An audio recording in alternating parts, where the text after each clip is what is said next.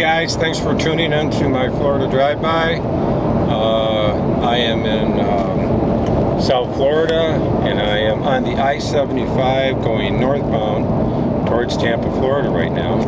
It's probably about 7 o'clock. It's March the 13th, 2016.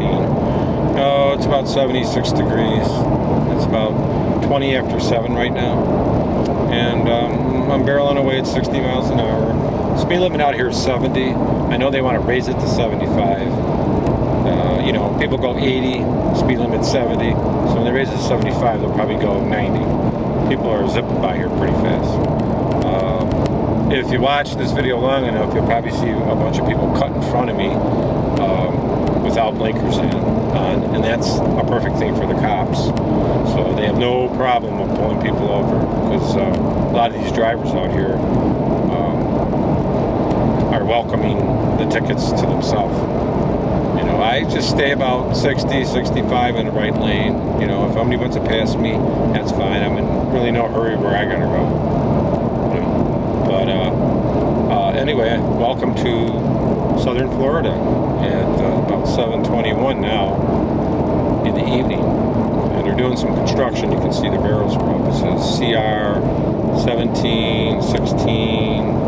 Ramp closure at CR 771. They have a lot of these CRs out here. I think that stands for county roads. So we got a ways to go, probably about 85 miles per hour going.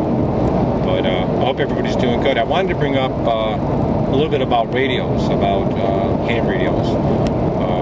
I just got my amateur technician license, and I am training to get my general. I'll be taking my general probably in 3 weeks.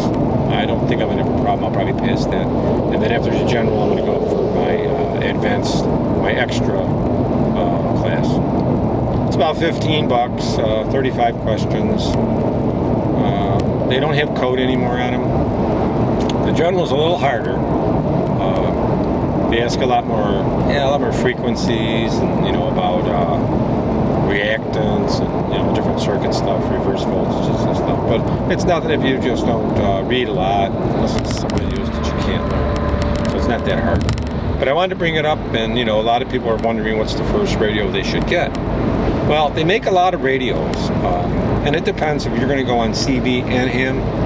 Myself, I like to, you know, have the capability of going on 11 meters and listening at least. And something maybe a little higher frequency. So it's going to depend on how much money you have in your pocketbook and what frequencies did you want to monitor. Because right now there's, you know, 6 through 160 meters. Most of your radios will do that. Okay, 6 to 160 meters, and that's roughly your HF frequency. So it roughly goes from about I'm just going to do the 30 kilohertz to like 30 megahertz. That's your frequency there. And your 11 meters right at 27, 10 meters 28 megahertz. So those are the frequencies. On most of your ham radios have that. And just about all of them, you can modify them to transmit and receive on the 11 meter too. And when you do that, it usually opens up the frequencies, some of the lower frequencies, and in between areas where they're blocked out. And that's usually just opening it up and unsoldering a little capacitor or resistor, or making a solder bridge, which is where there's 2 areas that are open. You put a piece of solder between that, and that actually allows you to transmit. The nice thing about ham radios, they have a lot better receive and transmit capabilities. Most of your ham radios are about 100 watts, and on AM they probably give you anywhere from 25 to 50 watts. Some are higher, some are 200 watt radios, and there is 400 watt radios, but then they get kind of expensive. You know, they'll have a VFO where you can slide up and down, they'll have filters in them and stuff, so they have a lot of extra capabilities in them for the price. I mean, and you could go out and buy right now for about $650 an ICOM 718, which is, you know, like 30 kilohertz to 30 megahertz. They have speech processors in them, noise blinkers, VFOs, memory channels, and if you're on the CB bands, you can program them in, like I did on my radios, from 1 to 40, so I could just click it and it goes automatically there. Just Just like I have an ICOM video, I was on my ICOM, which is my Kenwood, which is a TS2000. Those are nice radios too. Those radios have the added frequencies of 144 megahertz and 440 megahertz, and you can get one with 1.2 gigahertz. That kind of covers everything, especially when I listen to satellites and repeaters and stuff. That's a real nice. That TS2000 is a real nice radio. Then they make a TS2000X, which has the 1.2 gigahertz in it. But those are nice radios. They shine, and they've got an AM speech processor, which I really do like, because you put that speech processor on, it gives your audio more bump. It's like a modulation. It's like cutting a modulation limiter, and I like that. And it looks like most of your newer radios, I know at least in the Asus, do not have AM speech processors.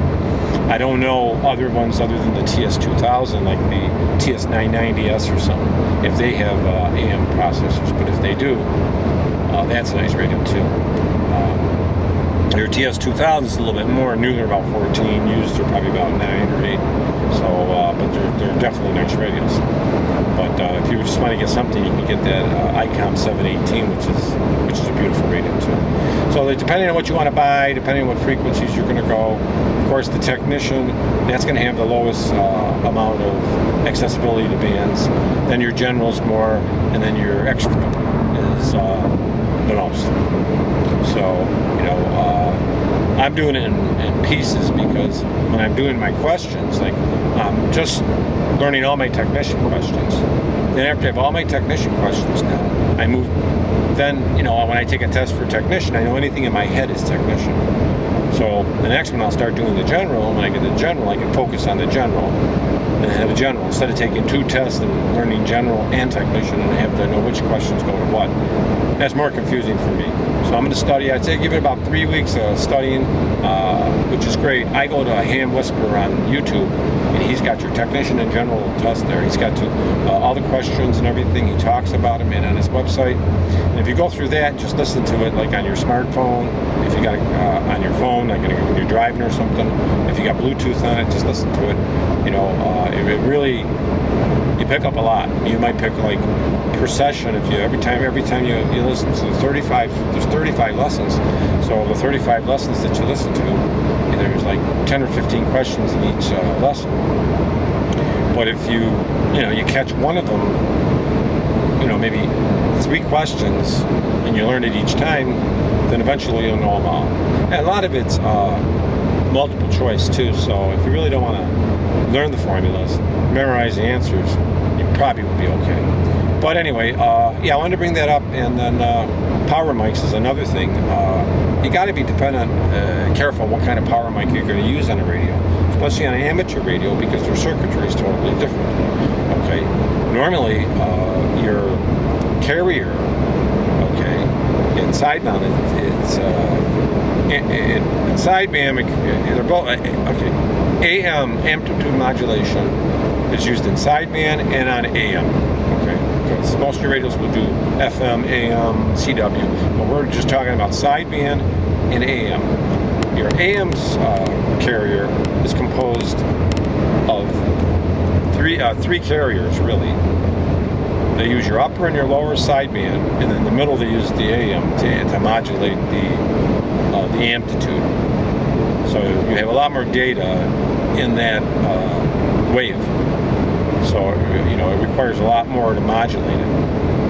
In a sideband, if you're on upper sideband, the AM portion of it, the modulation, and the lower sideband are stripped off. So you just have upper sideband, and the bandwidth is less also. So most of the time, you have to adjust that. You have a clarifier or a notch filter when you're on sideband, but you can use more power because you're modulating, you're varying the frequency. Okay, that's how you do that on sideband. Where on AM, you're not. You're varying the modulation. Okay, and the bands are carrying it, so you're able to fit a lot more information, or actually a lot more power, on a sideband or lower or upper. I'll give you an example. I went out and I got one video there on my Kenwood, and I talked to a guy today in Wyoming. Well, I talked to him in Wyoming on lower sideband, and my radio was putting out about 100 watts. Okay, it really wouldn't have mattered how much wattage I put out because it was very good. Skip is a feature of the ionosphere. It gets charged and reflects radio waves back to Earth, so you can get really long distances. So what happened was I was on the radio and I got Wyoming, and then we moved over, to a different frequency. We still stayed on lower sideband, but it was great. If I would have went to AM, my power would have dropped down probably to 30-40 watts. And it would have probably been a lot harder trip, even though there was still skip in there. Like I say, skip is due to sunspot activity, the ionosphere gets charged with charged particles, and then when your radio wave hits there, it bounces. It bounces back to Earth. So, it bounces from Florida up to Wyoming, to Brazil, wherever. And same thing, they bounce it. So you're really bouncing signals back and forth across the world. That's really how it works. I'll give you a little bit better view there of the road. But so I talked to Wyoming, and I was giving him like a 5 or 6 or something, and I think he was giving me like an 8 or a 9. But that's fantastic to be able to do that. But your amateur bands kind of work something like that. Your amateur bands, it could be 14 megahertz or 14.5 or 28.5 or whatever. Well, they work that way, and normally most of your ham radios are built for sideband or upper or lower, CW, RTT, and FM, because they're cleaner power on there. Now, I had another radio I got on with a power mic, and I was using a Yaesu, and I was on sideband with the power mic, and the guy was getting the hum. So I changed the mics back to the stock one, and the hum went away. So a lot of these radios are built for that. But when I was looking, and this is one thing about a difference in some of the radios again, the Kenwood, and I looked at the Yaesu. Now I have an older Yaesu. Okay, it's FT1000D, which is a 200 watt. It's a rock solid. I like it because it's got the dual VFOs in it, built-in power supply. It's 200 watts. It's rock solid. On AM it probably is pushing about 60, 70 watts. Sideband is pushing about 225, 150 up in there. I haven't detailed exactly got how much because I don't have actually a really reliable watt meter I can test it but I will be getting one. But anyway, so you can get that awesome output, and with the dual VFOs, it's just rock solid. It's got all your controls on the front. It's about 55, 60 pound radio, but it's a gorgeous radio. It's really nice. But anyway, when I run on an AM, the speech processor does not work on AM.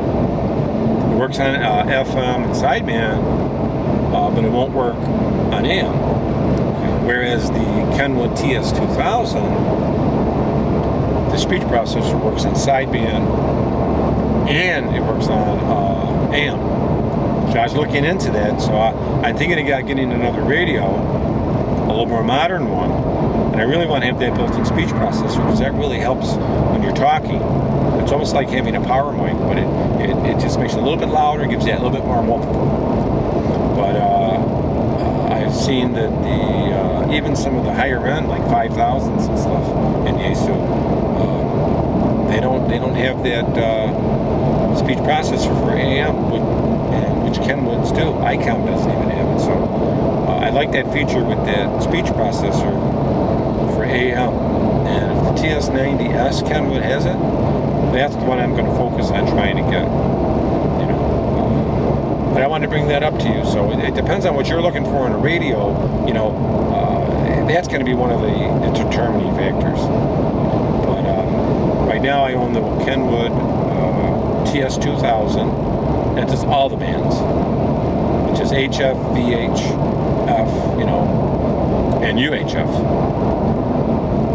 No, it just is HF and VHF. I'm sorry. UHF would be your 1.2 gigahertz, which doesn't do that. But there's a car card you can get for it if you have the radio, or you can buy the TS2000X, which has that 1.2 gigahertz card in it. And then if you do the modifications, just on soldering like a little resistor, surface mount strip, a little heat, then it opens up to transmit and receive to those extra frequencies, including 11 meters, which is nice. And like I say, I've got on my radio there, I had Wyoming I was talking to, and I uploaded that video, so I have one that shows me talking to him at different frequencies, and we sound pretty good. But thanks a lot for tuning in. Have a great day. Hope everybody's blessed and doing good. Thanks a lot. Thanks for tuning in to my drive-by.